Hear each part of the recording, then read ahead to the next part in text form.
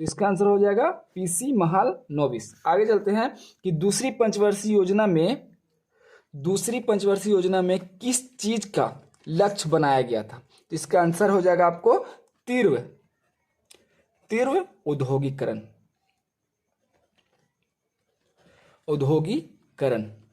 तीव्र औद्योगिकरण बहुत इंपॉर्टेंट है कि दूसरी पंचवर्षीय योजना में तीव्र औद्योगिकरण का लक्ष्य रखा गया था और ये लक्ष्य को लगभग अचीव कर लिया गया था। भारत सरकार इसमें अच्छा सा सफल रहा था। तीसरा आगे चलते हैं कि आत्मनिर्भर का बल किस पंचवर्षीय योजना में डाला गया था। आत्मनिर्भर बनने के लिए किस योजना में इस लक्ष्य को रखा गया था कि भारत आत्मनिर्भर बने। तो इसका आंसर है थर्ड पंचवर्षीय योजना में आत्मनिर्भर भारत बनने का लक्ष्य रखा गया था। आगे पढ़ते हैं कि सर्वाधिक असफल योजना तीसरी 5 ईयर प्लान का कारण क्या था। सबसे देखिए यहाँ पर एक सवाल छुपा हुआ है कि सर्वाधिक असफल योजना कौन सी रही। तो थर्ड तीसरी पंचवर्षीय योजना सबसे असफल रही और असफल के कारण पूछ रहा है। असफल का कारण क्या था। तीसरी पंचवर्षीय योजना का असफलता का कारण क्या था। तो 1961 से 66 तक में भारत में लगभग 2 युद्ध हुए। पहला चीन भारत, दूसरा पाकिस्तान और भारत पाक युद्ध और दूसरा चीन और भारत युद्ध। और एक और प्राकृतिक आपदा हुआ जिसमें सुखाड़ के कारण भी तीसरी पंचवर्षीय योजना असफल रहा। चलते हैं आगे। योजना आयोग का गठन किस वर्ष की गई थी। योजना आयोग का गठन किस वर्ष की गई थी। योजना आयोग का गठन किस वर्ष की गई थी। तो इसका आंसर है 15 मार्च 1950। योजना आयोग लागू नहीं पूछ रहा है, ये पूछ रहा है कि योजना आयोग का गठन किस वर्ष हुआ था। गठन लागू नहीं हुआ था, गठन हुआ था। इसमें योजना समिति बन गया कि अब से इंडिया में पंचवर्षीय योजना लागू किया जाना चाहिए। आगे चलते हैं। योजना आयोग के अध्यक्ष कौन होता है। इंपॉर्टेंट सवाल है। योजना आयोग का अध्यक्ष कौन होता है। तो जो भी उस वक्त का पीएम रहेगा, प्रधानमंत्री जो भी रहेंगे वो योजना आयोग के अध्यक्ष रहेंगे। अब तो योजना आयोग हट गया है, नीति आयोग आ चुका है। आगे सवाल है कि योजना आयोग को कब समाप्त कर दिया गया। Just same question. यहाँ पर लागू कब किया गया था 15 मार्च 1950 को। अब यहाँ पे खत्म कब किया गया है। तो पूछ रहा है कि योजना आयोग को खत्म कब किया गया है। तो इसका आंसर है 15 अगस्त 2014 को योजना आयोग खत्म करके एक आयोग लाया गया है जिसका नाम है नीति आयोग लाया गया है। याद रखिएगा, इंपॉर्टेंट सवाल में से आता है। आइएगा अगला सवाल देखते हैं। किस योजना में बृहत उद्योग का स्थापना हुई थी। जैसे एग्जांपल है कि दुर्गापुर, भिलाई और राउरकेला की इस्पात कारखाना का स्थापना किस पंचवर्षीय योजना में हुआ था। किस पंचवर्षीय योजना में बृहत उद्योग का स्थापना हुआ था। जैसे में कि दुर्गापुर, भिलाई, राउरकेला इस्पात संयंत्र का स्थापना हुआ था। तो इसका आंसर हो जाएगा आपको सेकंड पंचवर्षीय योजना, यानी कि दूसरी पंचवर्षीय योजना में दुर्गापुर, भिलाई और राउरकेला इस्पात कारखाना का स्थापना हुआ था। आगे चलते हैं। हरित क्रांति किस योजना में लागू हुआ था। हरित क्रांति किस योजना में लागू हुआ था। हरित क्रांति किस योजना में लागू हुआ था। तो उस समय भारत में योजना आयोग का कोई भी नहीं चल रहा था। उस समय भारत में अवकाश योजना चल रहा था। क्या चल रहा था। योजना अवकाश। इस समय भारत में हरित क्रांति आया था। आगे चलते हैं। किस योजना में सुरक्षा पर बल दिया गया था। किस पंचवर्षीय योजना में सुरक्षा पर बल दिया गया था? किस पंचवर्षीय योजना में सुरक्षा पर बल दिया गया था? किस पंचवर्षीय योजना में सुरक्षा पर बल दिया गया था? तो 4th 5 ईयर प्लान यानी कि चौथा पंचवर्षीय योजना में सुरक्षा पर हार्ड बल दिया गया था कि भारत को सुरक्षा किया जाए, सुरक्षा के लिए यानी कि सीमा वगैरह की सुरक्षा वगैरह जो होता ना, उस पर बल दिया गया था। अगला सवाल है, आर गॉडगिल योजना किस योजना को कहा जाता है? आर गॉडगिल योजना पंचवर्षीय योजना का एक मॉडल था, पंचवर्षीय योजना का एक मॉडल था जो आर गॉडगिल जी ने उस योजना का अपना मॉडल पे बनाया था। तो उस सिंपल सवाल है कि आर गॉडगिल योजना किस पंचवर्षीय योजना में लागू हुआ था? तो आर गॉडगिल फोर्थ पंचवर्षीय यानी कि चौथी पंचवर्षीय योजना में लागू किया गया था। आगे चलते हैं, किस योजना को 1 साल पहले ही समाप्त कर दिया गया था? बहुत इंपॉर्टेंट सवाल है कि किस योजना को 1 साल पहले ही समाप्त कर दिया गया था? तो पंचवीं पंचवर्षीय योजना, पंचवीं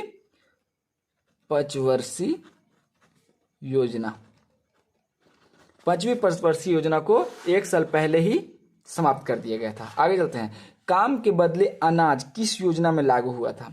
काम के बदले अनाज किस योजना में लागू हुआ था? काम के बदले में अनाज किस योजना में लागू हुआ था? तो इसका है 5th पंचवर्षीय यानी कि 5वीं पंचवर्षीय योजना में काम के बदले अनाज वाला सिस्टम लागू हुआ था। आगे चलते हैं कि प्रणब मुखर्जी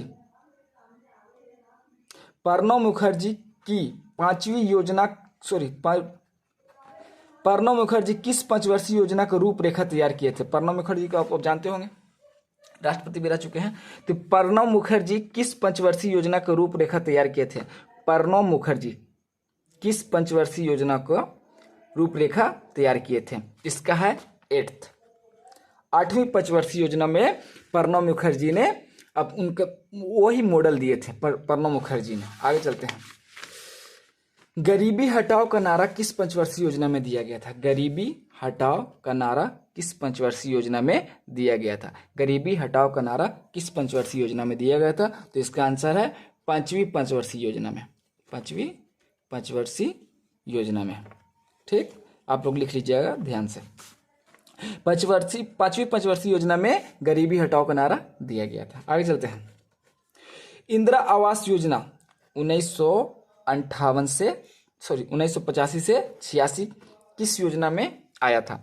इंदिरा आवास योजना जब लागू हुआ था इंडिया में, उस समय भारत में कौन सी पंचवर्षीय योजना चल रहा था? सिंपल सी बात ये पूछ रहा है, किस पंचवर्षीय योजना में इंदिरा आवास योजना का शुरुआत किया गया था?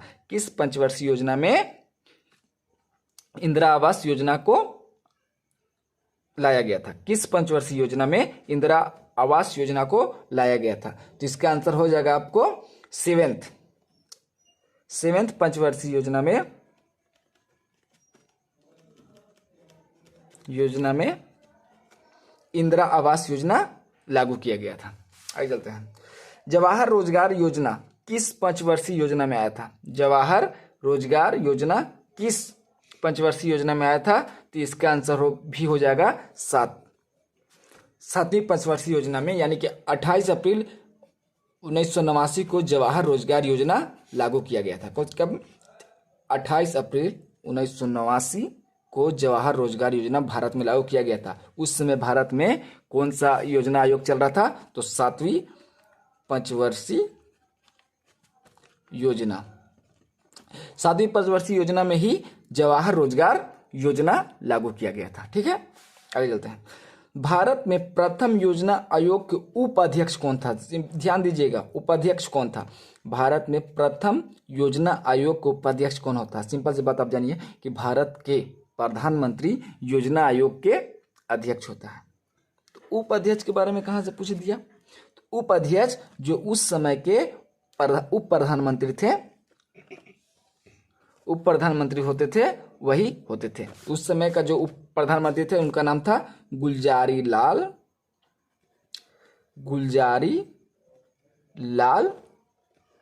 नंदा। भारत के प्रथम योजना आयोग के उपाध्यक्ष थे गुलजारी लाल नंदा। आगे चलते हैं,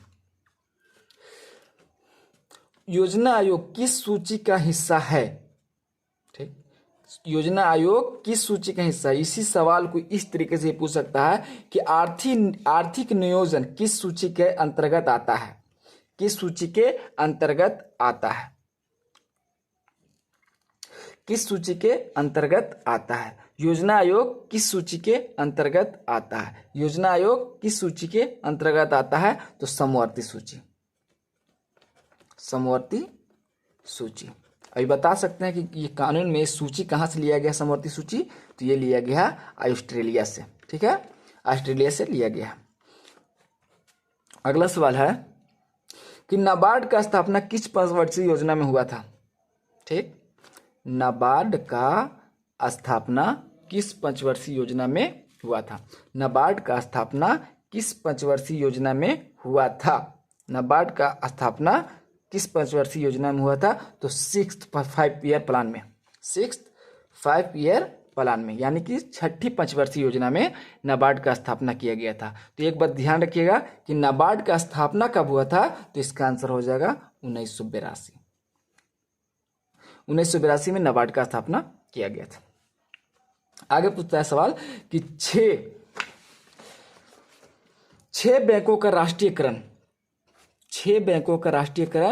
1980 में किस पंचवर्षीय योजना में हुआ था? यहां से एक सवाल है कि किस साल 6 बैंकों का राष्ट्रीयकरण भारत में हुआ था? इसका जवाब हो जाएगा 1980 में। 1980 में 6 बैंकों का राष्ट्रीयकरण किया गया था। 1980 में 6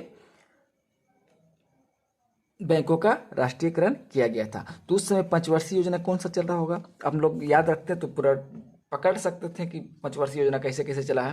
तो इसका आंसर हो जाएगा 6th पंचवर्षीय योजना में 6 बैंकों का राष्ट्रीयकरण हुआ था। 6ठी पंचवर्षीय योजना में 6 बैंकों का राष्ट्रीयकरण हुआ था। 6ठी पंचवर्षीय योजना में 6 बैंकों का राष्ट्रीयकरण हुआ था।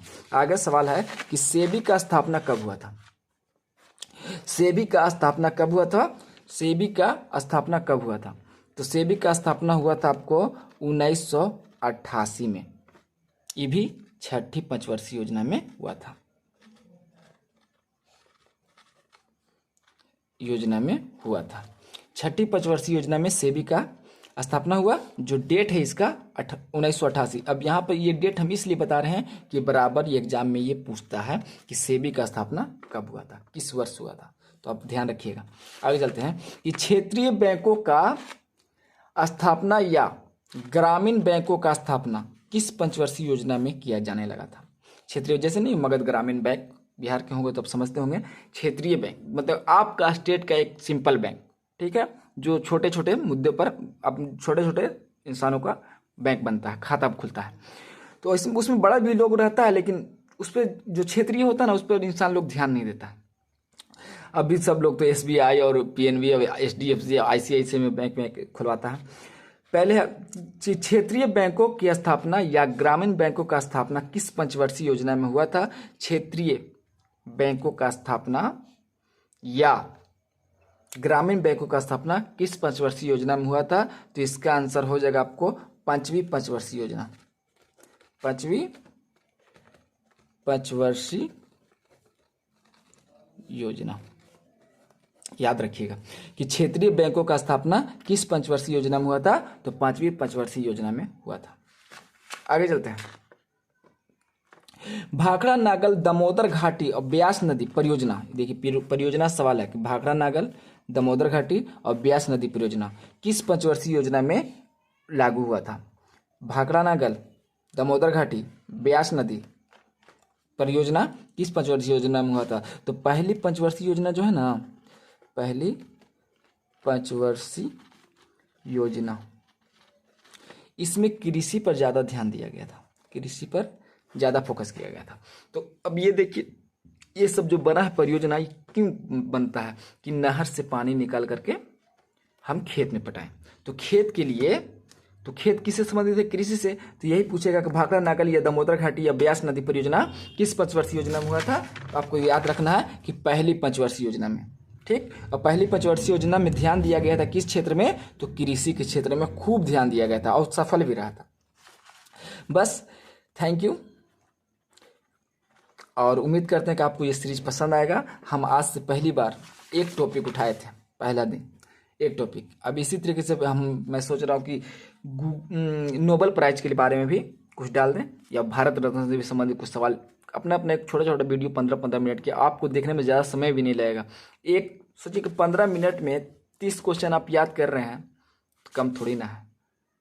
बस 15 मिनट दीजिए हमें, बस हम उम्मीद करते हैं कि आपका जीके हम मजबूत कर देंगे। और सारा क्वेश्चन हम लुसेंट से निकालते हैं, और A to Z लुसेंट का क्वेश्चन हम आपको मिलेगा, मेरे पास जितना भी मिलेगा। और फिर हम एक और सीरीज लाने वाले हैं कि जो रुक्मणी का बिहार एसएससी का सेट आया हुआ ना, 24 पेज वाला, 24 सेट वाला, उसको हम उसमें से सिर्फ क्वेश्चन लिख कर हम आपको वो क्वेश्चन देंगे। अगर बिहार एसएससी की जो तैयारी करते होंगे, बिहार एसएससी के लिए सिर्फ एकदम क्वेश्चन, और अभी तो एक सीरीज चल ही रहा है जो बिहार एसएससी में जो प्रीवियस ईयर पूछा गया है वो चल ही रहा है। उसके बाद फिर हम आपको बिहार एसएससी के रुक्मणी प्रकाशन का बुक सॉल्व कराऊंगा। थैंक यू, फिर मिलते हैं अगले वीडियो में, और उम्मीद करते हैं कि आपको ये सीरीज पसंद आया होगा। थैंक यू, सपोर्ट कीजिएगा और कमेंट और लाइक जरूर दीजिएगा।